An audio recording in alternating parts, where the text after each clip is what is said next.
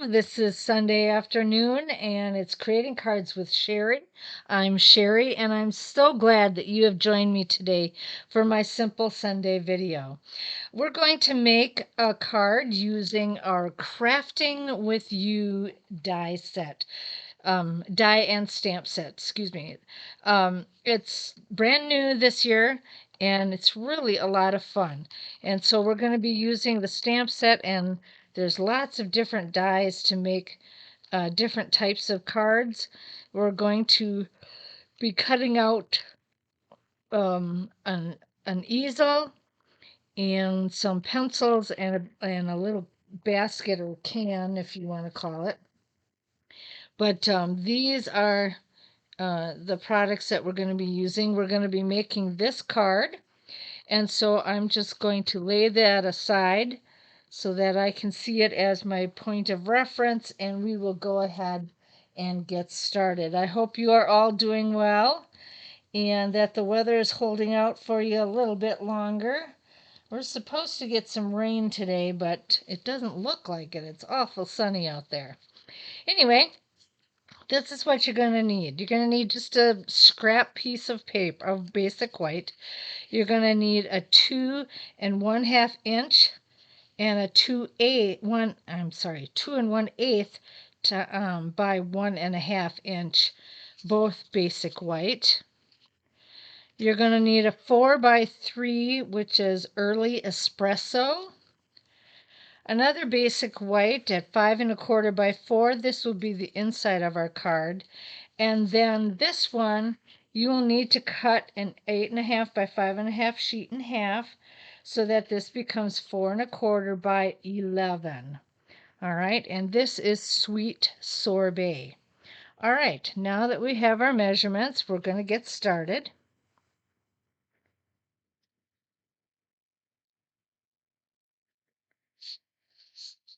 Okay. I'm going to start by stamping the corner of my inside layer. And I'm just taking a little flour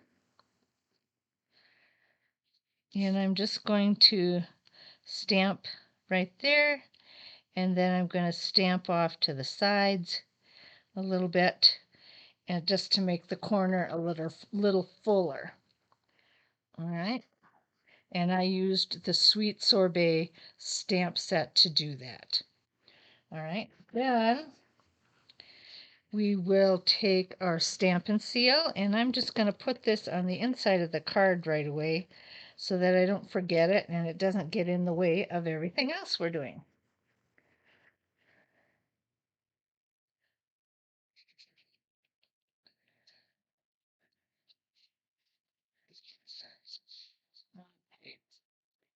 Then we're going to do our little scrap piece with the colored pencils.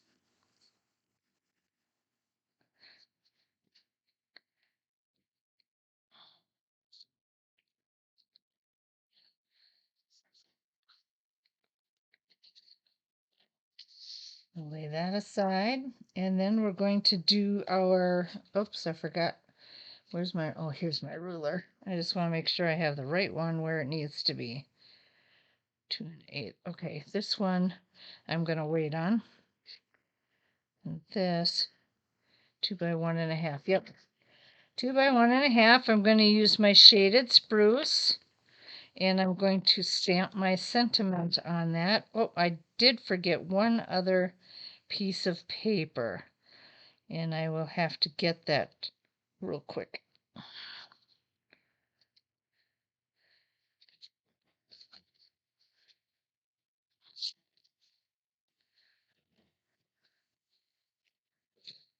Let's see here.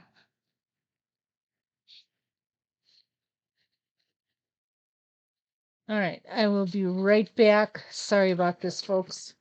I just realized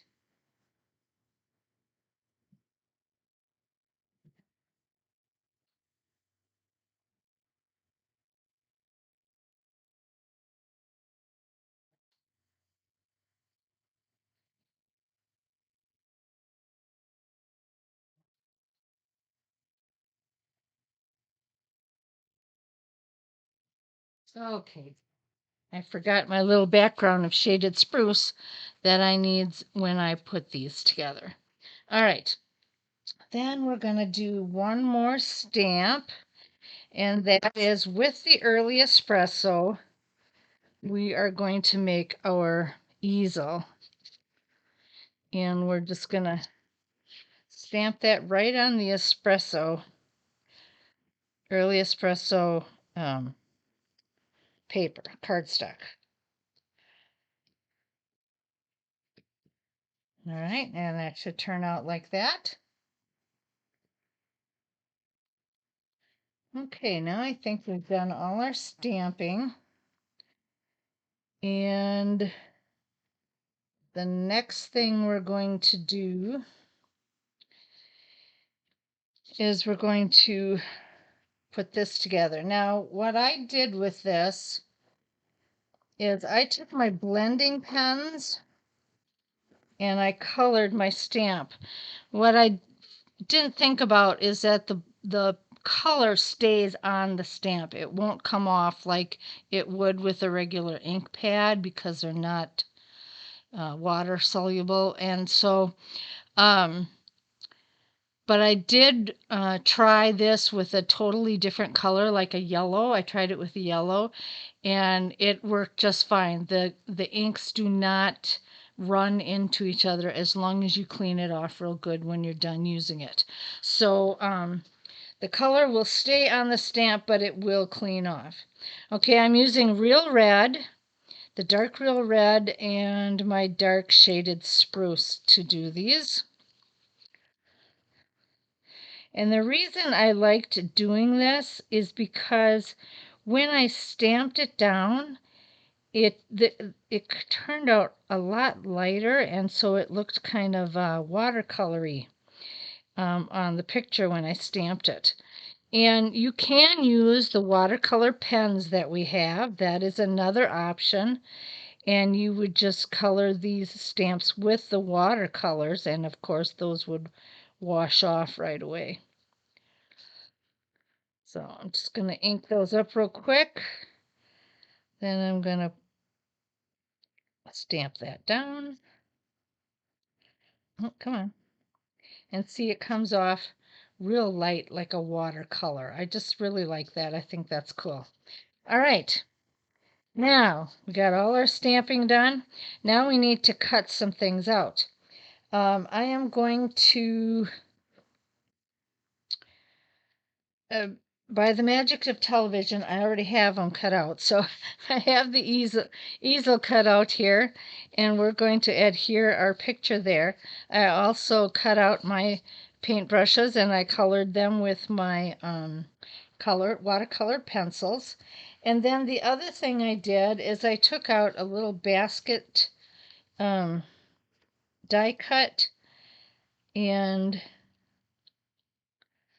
it actually, well, here, it's easier to show you this way. If I still have it here. I don't know if I put it in here or not. Yep, I did. Okay. I used my holographic paper. We have a holographic trio paper where there's just a simple uh, silver, although it does give different colors. And then there's kind of a reddish blue, purple kind of thing. And then there's a real wavy holographic uh, sheet. And you get two of each. And what I did is I took the wavy one and I cut it out at this size. But then I went back and I moved my cut or my thing over this way and cut it again to make a smaller one so it looks like the paintbrushes will be in their own little can. All right, so you can play around with it, do however you want to do it, but that's what I chose to do. All right, first things first, I'm going to take my liquid glue and I'm going to put that on the back of my easel.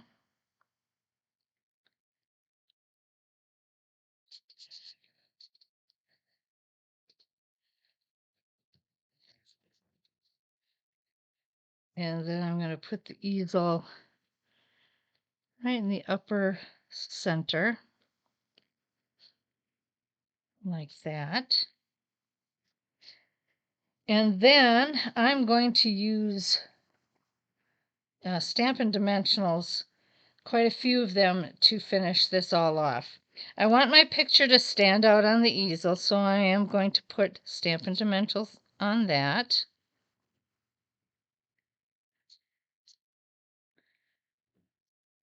Move this over just a bit so it doesn't hang off. There we go.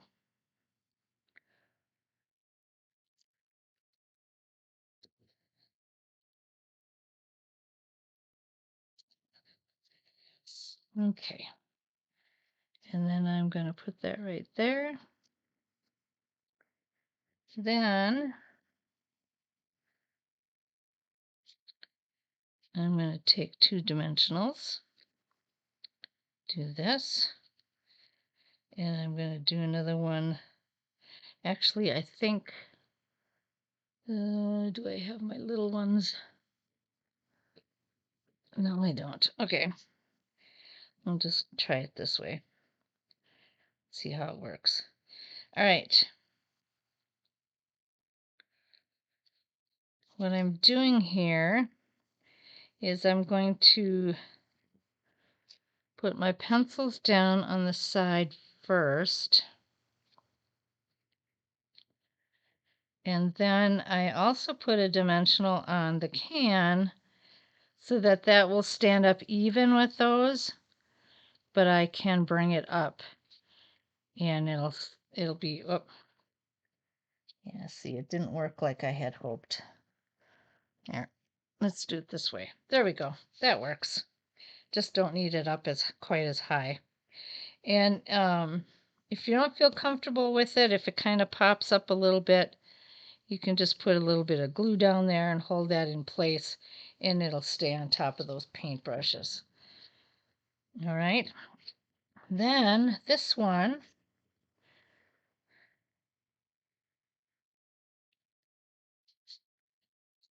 I'm using tons of dimensionals today. I love using the dimensionals because you can pop things up and it just really adds a lot to the card. And then I'm going to put them on here as well.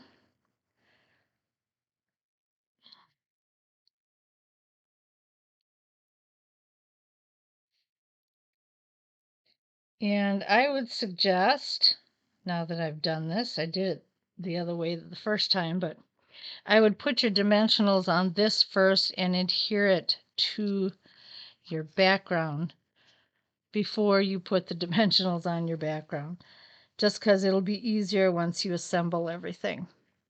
But it went together just fine.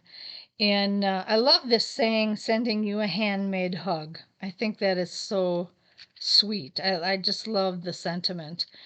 But anyway, that's our card. And I hope you like that. It's very simple, lots of fun. And if you have a crafty person, or even if it isn't a crafty person, you can still send them a handmade hug in a with a special design. So thank you so much for joining me today. If you need any products, be sure to go to my shop at creatingcardswithsherry.stampinup.net. Use the host code ZF9BGGPN. If you do not have a demonstrator, I would love to be your demonstrator and help you get the products that you need. So, just let me know in the comments below. You will also see on my blog, creatingcardswithsherry.blogspot.com, that I will have the materials listed there and their dimensions so that you can put this card together yourself. All right. Let's see if there's anything else I need to tell you. I can't think of anything at this time. If something comes up, I'll add it to my blog.